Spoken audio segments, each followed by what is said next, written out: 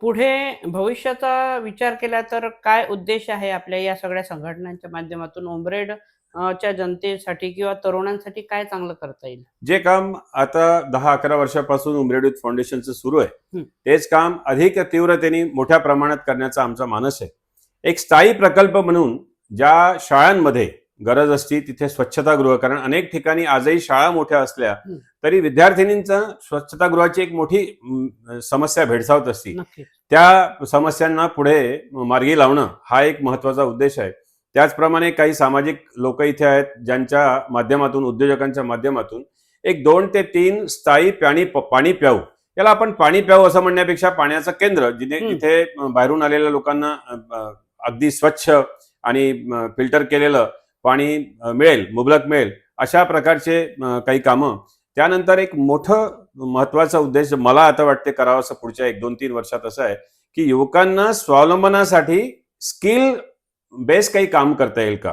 कारण नोकऱ्या लावून देणं, लोकांना रोजगार उपलब्ध करून देणं हे जरी असलं तर त्याचा बेस मुळात त्यांच्यात ते कौशल्य निर्माण करणं हा असतो.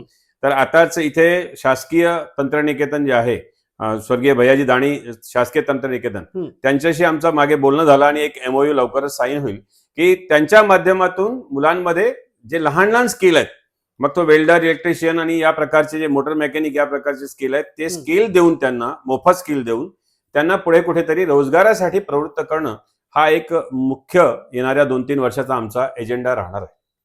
बरं, आता सध्या तुम्ही किती संघटनांशी जोडलेले आहात?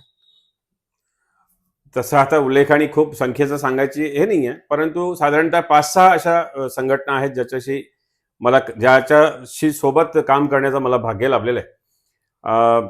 एक शतकोत्तर पहिलं वर्ष आहे आमचं राष्ट्रीय स्वयंसेवक संघाचं, आणि माझं भाग्य समजतो मी की एका जगातील सर्वात मोठ्या स्वयंसेवी संघटनेचा एक दायित्वधारी स्वयंसेवक म्हणून मला ते भाग्य लाभलेलं आहे.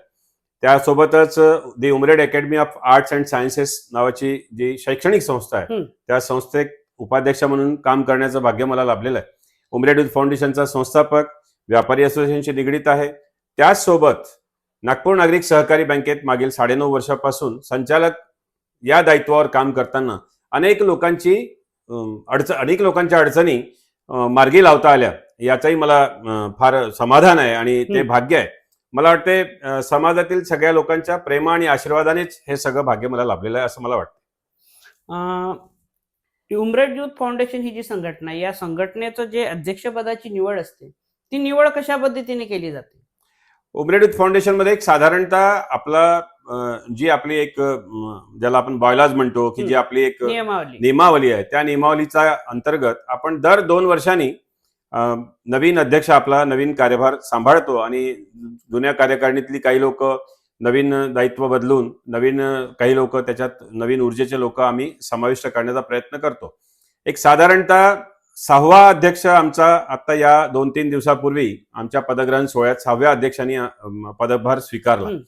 कोरोनाच्या काळात केवळ एक काळ असा होता की 1 वर्ष अधिक आमच्या अध्यक्षाला काम करण्याची संधी मिळाली, कारण त्या काळात कुठलेही समारंभ आणि सगळं बंद होतं.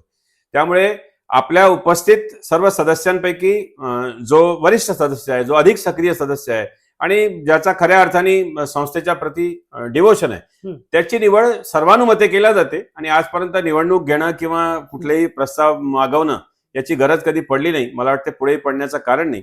या पद्धतीने आमचा नवीन अध्यक्ष आणि त्याची कार्यकारिणी येत असते पुढे. म्हणजे सर्वसामान्यांना त्या पदाचा लाभ घेता येतात किंवा अध्यक्षपद भूषवता येतात सगळ्यांनाच. आपल्याकडे कुठलीही सदस्यांमध्ये कुठलीही कॅटेगरी आणि वेगवेगळे स्तर नाहीयेत. आपला लहानात लहान नवीन आलेला सदस्य आणि सगळ्यात जुना सदस्य हे सगळे एक संघ मिळून काम करतात आणि त्या सगळ्यांना या कार्यकारिणीमध्ये कुठे ना कुठे येण्याचं सगळा चान्स असतोच.